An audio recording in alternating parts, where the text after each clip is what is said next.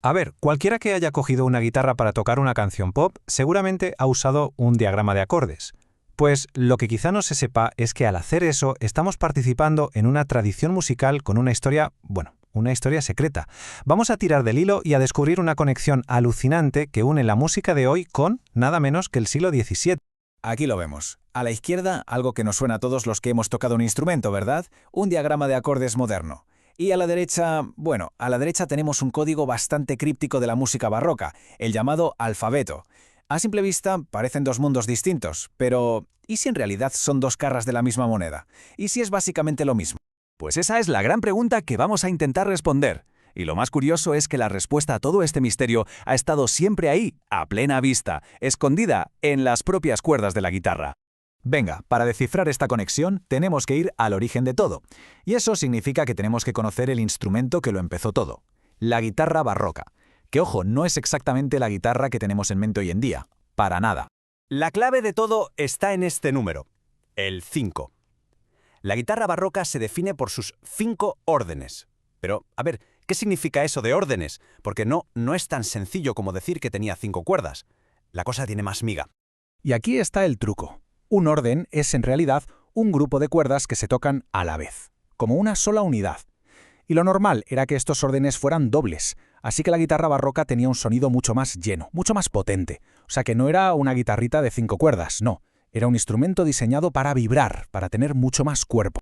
Claro, esta forma de construirla le daba una personalidad sonora súper particular y de hecho le dio como una doble vida, que por cierto generó un debate bastante intenso en su época. A ver, para que nos hagamos una idea de cómo sonaba, la analogía es perfecta. Es la diferencia entre una guitarra de 6 cuerdas y una de 12.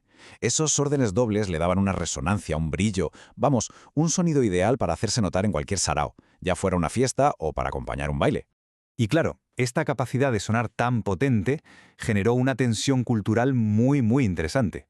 Se reflejaba en dos estilos principales de tocar que de alguna manera competían entre sí, el de la calle y el del salón. Fijaos, es que esto resume un conflicto cultural en toda regla. Por un lado, el rasgueado, que era la técnica del pueblo, potente, rítmica, perfecta para acompañar y para el baile. Y por otro, el punteado, el estilo fino de salón, nota por nota, que se consideraba mucho más artístico y de prestigio. La guitarra ahí, viviendo en dos mundos a la vez. Es que el rasgueado no era un simple acompañamiento, Era el motor, el corazón rítmico de la vida social de la época. La guitarra, tocada así, era la herramienta perfecta para hacer música de una forma súper práctica y efectiva. No hacía falta ser un virtuoso ni saber de contrapunto para animar el cotarro. Y es justo aquí, en este mundo tan práctico del rasgueado, donde vamos a encontrar la clave de nuestro misterio. Un sistema de atajos musicales súper ingenioso que se conocía como el alfabeto. La idea, la verdad, era revolucionaria por lo simple que era. A ver, en lugar de escribir cada una de las notas de un acorde, se usaba una sola letra para representar el acorde entero. La A era una postura de la mano, la B era otra y así. Un atajo, vamos, increíblemente eficiente. Era así de fácil. El músico veía una serie de letras, ponía la mano en la postura que tocaba y le metía un ritmo con el rasgueo. Y listo. Con esto se podía acompañar cualquier canción o baile de forma casi inmediata, sin tener que descifrar partituras complejas. Una maravilla. Y aquí está el cambio de mentalidad, el verdadero quid de la cuestión. La música ya no se pensaba solo como una línea de notas, una melodía, sino como una secuencia de bloques armónicos, de acordes. Y esta forma de pensar es, en esencia, la misma que se usa hoy en toda la música pop. Pero claro, no pensemos que los músicos barrocos eran simples, para nada. Eran súper sofisticados. No se quedaban solo con un estilo. De hecho, el estilo mixto nos enseña cómo combinaban la potencia rítmica del alferato con la delicadeza del punteado, todo en la misma canción. Bueno, y este sistema de alfabeto que en realidad nació en Italia, encontró a su gran maestro y divulgador para el mundo hispano en una figura clave, un hombre llamado Gaspar Sanz. Como vemos, Sanz no se lo inventó de la noche a la mañana. Él llega cuando en Italia ya había una tradición muy sólida con esto del alfabeto. Su genialidad, su gran mérito, fue coger todas esas ideas, ordenarlas y crear un método súper claro y completo, que fue un bombazo, un éxito total.